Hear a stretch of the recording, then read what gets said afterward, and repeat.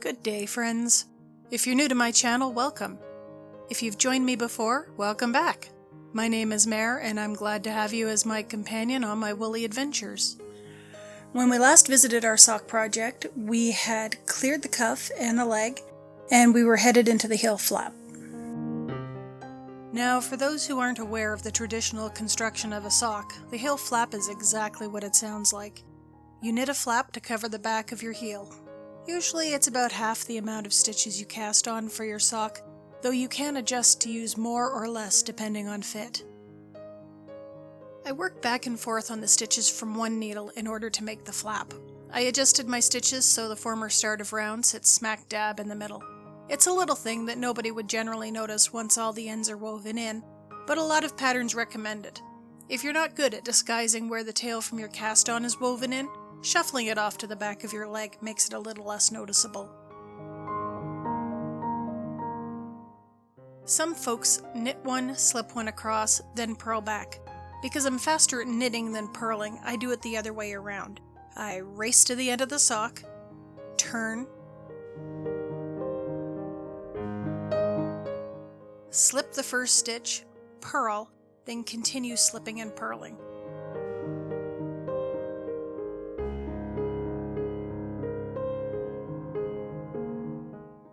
I'm working over 32 stitches, so I slip the last 2 stitches. Turn the project, and I knit back to the end. Trust me, it makes sense if you've knit a few socks.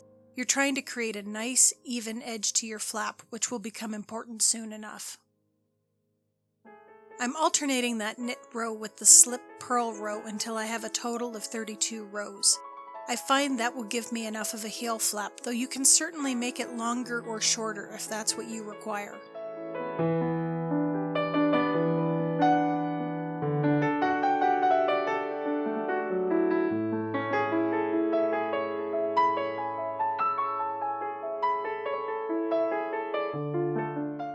I chose socks as my first video project because, well, there's nothing like the humble sock.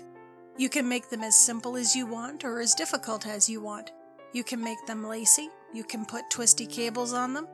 As a wearable item, they're really versatile. Even though I knit on 2.5mm needles using fine gauge yarn, they don't take long to knit. It's very rare that I don't want to finish the pair, though this is where some folks often get bored or easily distracted. This is often known as second sock syndrome. Sometimes I have other projects to switch off to if I need variety, but there are very few socks without a completed mate in my house. Socks are also incredibly portable. You can stuff them in a purse or backpack, though I usually keep them in a simple box bag. This one was made by Stitched by Jawoll, and I adore the Doctor Who motif. I'm not sponsored by Jawoll, but I'll gladly put a link to her site in the description down below. Her bags are very sturdy and whimsical. I keep a bunch of small notions in my project bag, including a measuring tape, stitch markers, and embroidery scissors, among other items. I even have a small plastic case with differently sized sewing needles for weaving in my ends. As most project bags are made of fabric, it's pretty easy to stuff them in your purse, handbag, or backpack, and thus keep everything together. If you're brand new to sock knitting, you've probably heard the term turning the heel. When I first started knitting and mentioned trying my hand at socks, my mum warned me about turning the heel. She said it was a tricky process and that she was impressed at how my grandmother seemed to have absolutely no problem with them. My friends, there is nothing arcane about this process. It's just triangles. That's a heel in a nutshell, a series of triangles. I'm going to demonstrate this using Carol J. Sokolsky's Knitting Socks with Hand-Painted Yarn because it has pictures of feet. I'd say it's probably an ambitious beginner's book of socks. If it's your first time attempting socks, though, I'd suggest Anne Budd's Getting Started Knitting Socks. She jams a whole heck of a lot into one book. Your foot? It's a triangle. The bottom of the heel? It's another triangle. The area on the side of your foot that goes down your heel, across your sole to the ticklish part of your foot, and then back up to the top of the foot? That's a triangle. It's triangles all the way down. So what we're going to do is knit and purl back and forth, doing decreases until we've taken that heel flap and made it into two sides of a triangle. It's a little cup that holds the heel.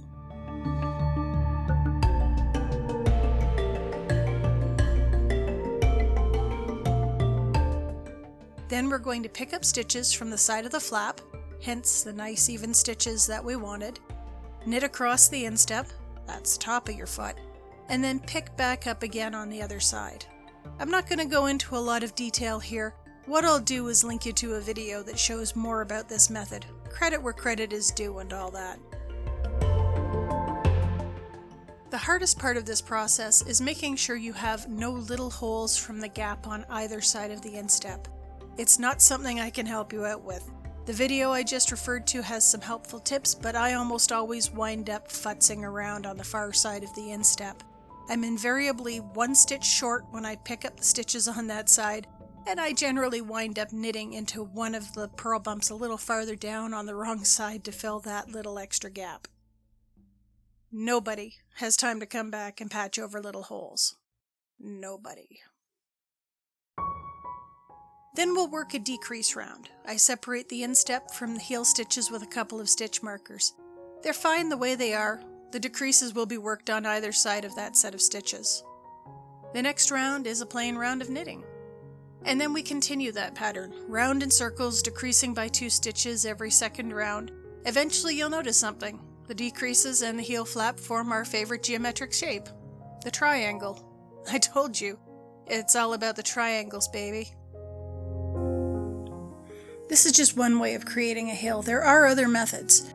I may even have one of those rare, incomplete sock projects lying around here, waiting for the chance to become demonstration fodder.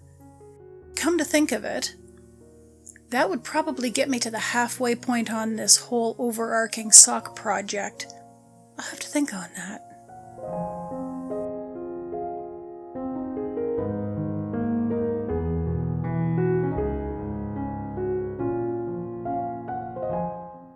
And just like the leg, we continue knitting along, round and round, until it's time to decrease for the toes.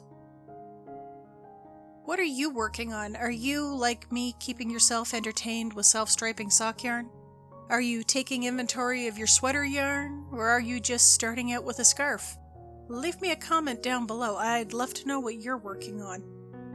I'm trying to decide on the next project whether to make a shawl based on a Victorian pattern, or whether to make a vintage-inspired sweater to wear with some of my dresses. Sometimes there's an overabundance of choice.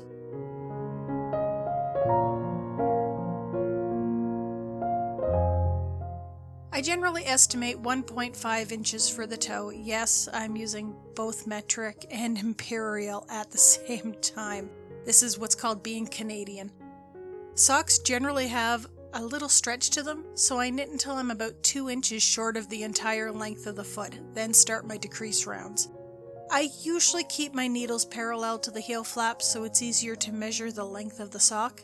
If that's the case, I count out half the stitches on the needle, place a marker, then I decrease by 1 stitch on either side of the marker every second round until I have 10 stitches per sock. That's the quick and dirty.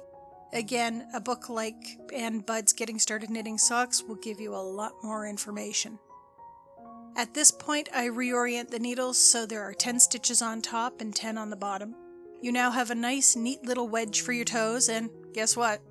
It's another triangle. Kinda. I graphed the toe using Kitchener stitch. I've knit enough socks to have it memorized, but before that I used a walkthrough on knitting to remind myself of the steps. I'll put that down below.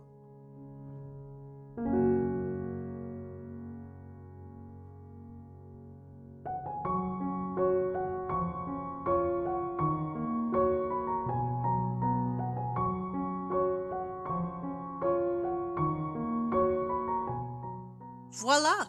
You have a sock. Or maybe, if you cast on right after the first sock like I did, you'll have 2. The socks themselves came out wonderfully. I don't get hung up on both socks being matchy-matchy. I kind of like striped socks that don't match exactly. Each sock has its own personality. Some folks prefer what's called an afterthought heel, so the stripes are fairly uninterrupted. I find the traditional construction fits a little bit better in the foot, but that might just be me. If you're a sock knitter, you probably know which method you prefer, and you will probably fight to the death for it. That's okay. You don't need to knit the same socks as everyone else. That's part of the beauty of sock knitting. Some folks prefer afterthought heels, some prefer knitting their socks toe up with short rows. You do you. I quite enjoyed the yarn I used for this project. I love self-striping sock yarn, and the colors in this one were very entertaining. The yarn is sturdy. A lot of commercial European sock yarns like Regia, Zitron, Skacel, can't remember how to pronounce that one, seem to have similar wool content and sturdiness. I suspect they're probably all from the same or similar woolen mills. Where I find most of these yarns have a funny smell, kinda like garlic, the Lang yarn does not. So, sturdy yarn, no smell, bright colors, I like it.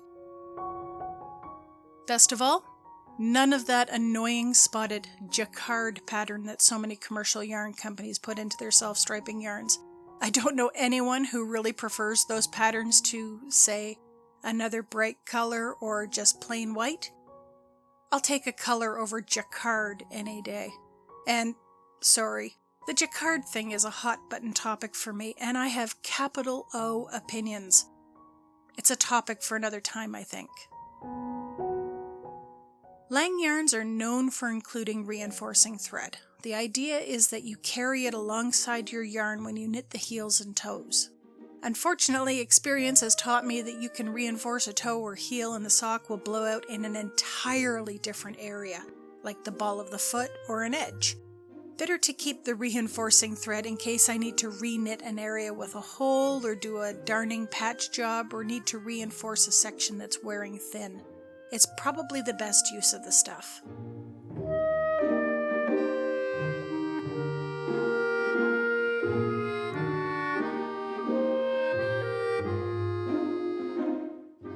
And there you have it, a full pair of plain socks knit top down with a heel flap.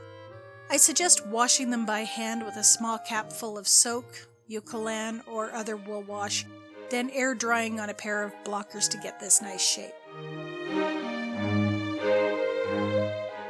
I'll be back again next week with my next project.